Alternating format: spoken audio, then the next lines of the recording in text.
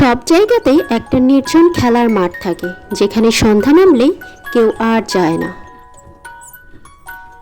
এমনই এক মাঠ ছিল শহরের এক কোণায়। পুরনো ভাঙ্গা গোল পোস্ট, কিংবা সেখানে দাঁড়িয়ে ছিল মরিচা ধরা স্লাইড আর ভাঙ্গা দোলনা নিয়ে দাঁড়িয়ে থাকা সেই মাঠের নামই লোকমুখে ভূতের মাঠ।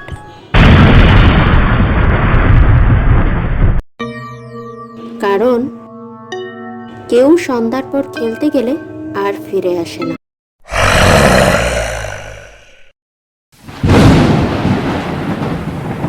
লোকেরা বলে, বছর 10 আগে এই মাঠে ফুটবল খেলতে এসেছিল 5টা ছেলে। তাদের মধ্যে একজন ছিল অদ্ভুত, সব সময় একা থাকে, কারোর সঙ্গে কথা বলে না। নাম ছিল রাজু।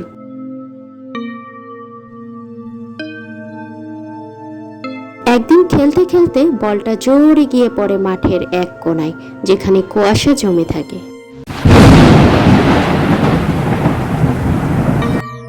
আর গাছগুলো যেন কাউকে ডেকে রাখে।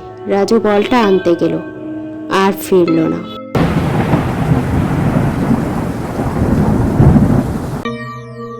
বন্ধুরা খুঁজলো, ডাকলো, কিন্তু রাজুর কোনো সাড়া নেই।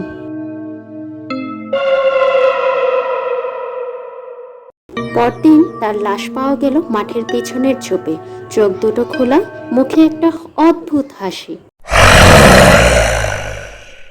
তারপর থেকেই সন্ধ্যার পর খেলার মাঠটা ফাঁকা হয়ে গেল।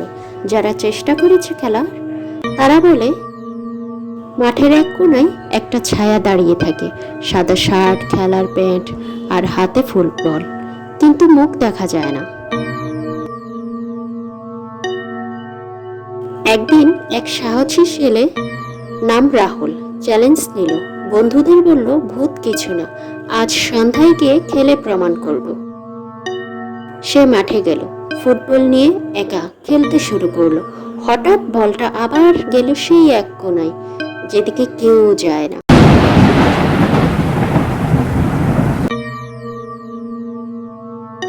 রাহুল ধীরে ধীরে এগিয়ে গেল বলটা আনতে।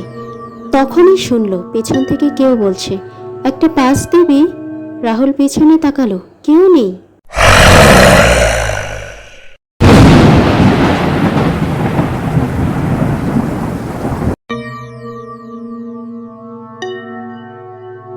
আবার সেই কণ্ঠস্বর, একটা পাস দিলেই খেলবো।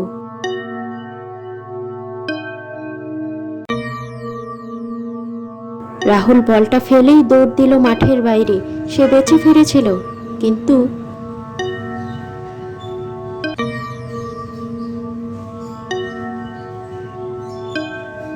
সেদিনের পর থেকে আর কথা বলে না, শুধু হেসে আর বলে, ওই মাঠে এখনো কেউ খেলছে, আমি একা না।